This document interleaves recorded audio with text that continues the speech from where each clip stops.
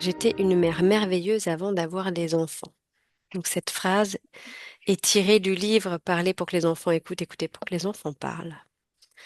Et donc la question que soulèvent les auteurs, c'est de se questionner avant d'avoir des enfants, dans quel état d'esprit on se préparait à devenir parent, comment est-ce qu'on percevait ce rôle. Donc je vous pose la question à vous. Quelle a été la surprise que vous avez eue en devenant parent? Ouais, la surprise, c'est un peu. J'ai le sentiment la même pour tout le monde qu'au final, c'est va pas être un long fleuve tranquille. Mhm. Je pense que j'imaginais que ils allaient juste écouter et faire ce que je demande. Et ouais, voilà, pas de rebelle. Je, Mhm. je me souviens peut-être pas très bien, mais je pense pas que j'étais une rebelle. Bon, après, quand on est adolescent, c'est un peu différent, mais voilà. Donc, ouais, c'est ça. Alors moi, effectivement, j'avais eu beaucoup d'amis qui avaient eu des enfants avant moi. Donc, j'avais et notamment une amie avec qui on avait longuement parlé avant toutes les deux qu'on ait des enfants et effectivement, j'avais bien compris que avant on avait des principes et elle avait eu des enfants. Oui. Donc, je me disais quand même aussi. Enfin, donc, j'étais un peu préparée quand même à certaines choses parce que j'ai eu quand même différents cas de figure dans les amis qui ont eu des enfants. Alors moi, effectivement, par contre, où là où, eh ben, ça m'a demandé justement c'est que j'avais envie, effectivement. Je savais pas ce que c'est, enfin voilà, je savais pas comment être maman, mais en tout cas, c'est surtout sur les ressources que j'ai pu chercher, trouver et qui m'ont permis d'être la maman que je voulais devenir ou que je voulais être en tout cas. Et effectivement, c'est plus dans cette recherche-là qui m'a où effectivement j'ai fait quand même beaucoup d'essais-erreurs, voilà, on va dire, avec Beaucoup mon enfant. d'exploration. Beaucoup d'exploration, voilà, mais en même temps, ça a été très. Enfin, moi, j'ai beaucoup aimé cette exploration. Et justement, quand il a grandi, parce que moi, j'ai un enfant du coup de 9 ans et demi, donc, je pense qu'il y a des choses assez spontanément, quoi, parce que j'étais à des bonnes sources, je pense, quand il était tout petit. Et en fait, c'est en grandissant, en fait, il y a un moment donné, on se dit, ben, en fait, il est grand. Puis en fait, la communication, c'est là où moi, en tout cas, en termes de communication, j'ai senti qu'il y avait quelque chose qui revenait un peu au galop. La chasse est naturelle, il revient au Eh galop. oui, Et, oui. et c'est là, voilà, d'où ma présence, parce qu'effectivement, j'ai eu besoin de revenir justement un peu à l'exploration d'autres moyens et effectivement de vraiment corriger, on va dire, entre Oui, guillemets, des travers que j'avais, du coup, dont j'avais réussi à me défaire oui. quand il était petit et qui reviennent. Voilà. Et puis Et c'est comme ça, tu c'est le dis, à chaque fois de oui, réajuster tout le temps. ce sont aussi des piqûres de rappel et des réinvestissements. C'est comme quand on apprend une nouvelle langue, eh bien si pendant un moment on la pratique un peu moins, et puis avec les évolutions du développement de l'enfant, il y a aussi des temps d'adaptation. Et puis la vie, c'est un éternel déséquilibre. On recherche en fait, on recherche de l'équilibre. Donc c'est tout à fait normal. Et dans l'évolution de vos enfants, moi mes enfants sont des adolescents maintenant ou préadolescents. Eh bien tout ce que j'ai appris à mettre en pratique depuis une dizaine d'années, même si avant j'avais l'impression d'avoir des ressources, mais qui de manière générale fonctionnaient pas si bien que ça. Quand on se contente de lecture, eh bien, on peut vite être culpabilisé parce qu'on essaye de faire au mieux et c'est ce naturel qui revient, c'est nos émotions qui nous rattrapent, nos frustrations et on se sent pas à la hauteur. Donc le fait d'expérimenter et de se remettre au goût du jour, moi le choix que j'ai fait en fait de me reconvertir, parce que j'étais enseignante, je ferai une petite présentation rapide après. Ça m'a permis et ça me permet aussi à chaque rencontre de réactiver parce que je pense que ce sera jamais ma langue maternelle. Et pourtant, je persévère et j'en fais mon métier. Et il y a toujours des moments où je vais regretter des choses que j'ai dites. Et ça fait partie, en fait. Il n'y a pas de parents idéaux. Donc, chacun votre tour. La question que je vous pose, c'est quelle a été la surprise que vous avez eue en devenant parent? À cette question, bah, déjà, je vais présenter le contexte. Donc, Allez. on est parents de triplés.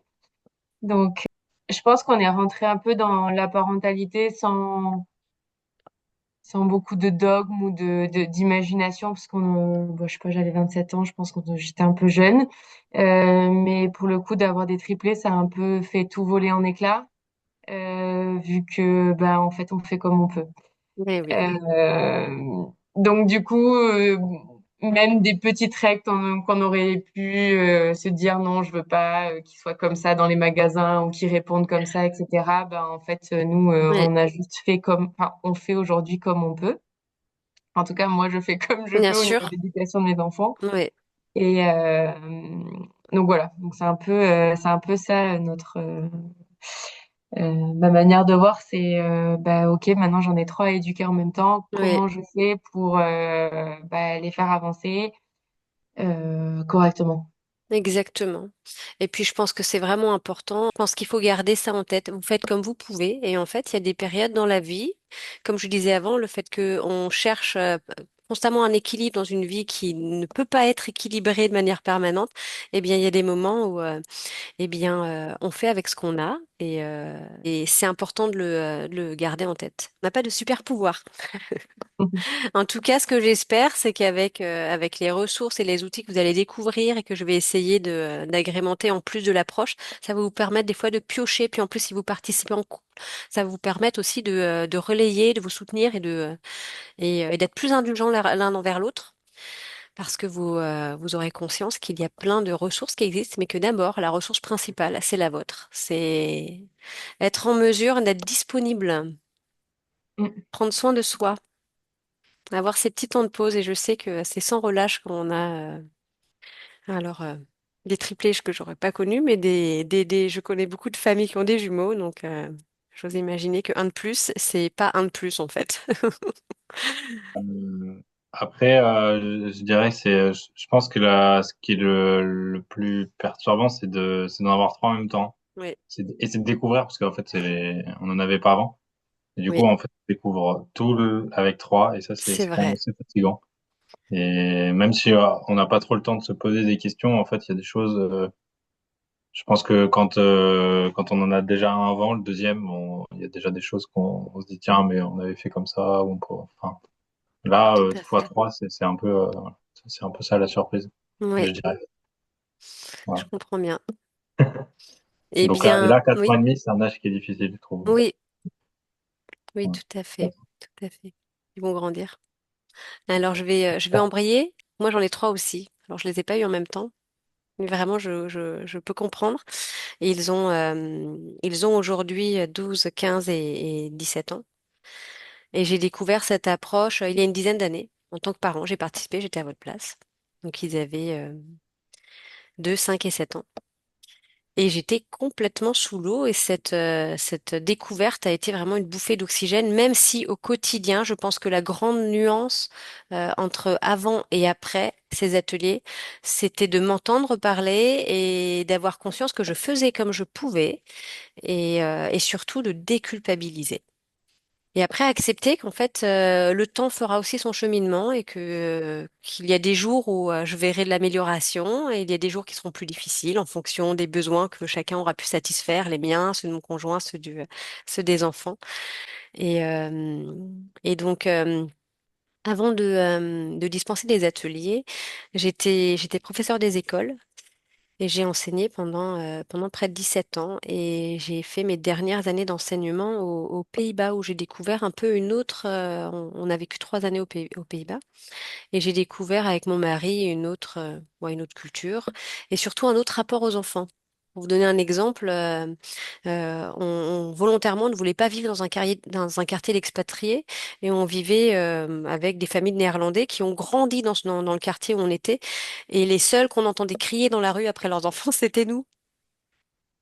Parce qu'ils ont un rapport beaucoup plus simple. Alors, ils n'ont pas un schéma éducatif qui est parfait, hein. Je pense que ça n'existe pas.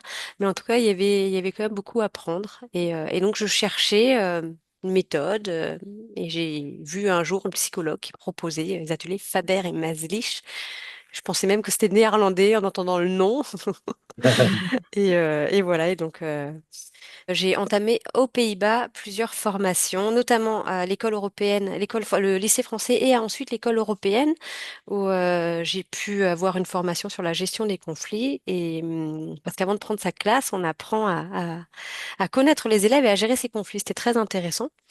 Et puis j'ai poursuivi sur plusieurs années plusieurs formations sur la relation parent-enfant.